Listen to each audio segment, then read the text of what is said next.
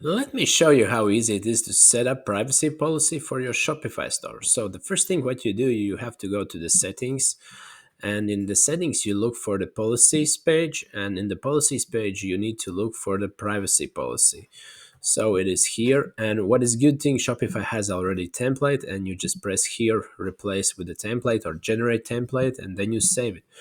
But maybe to have more improved one, what you can do, you can copy this one and then you go to ChatGPT and write improve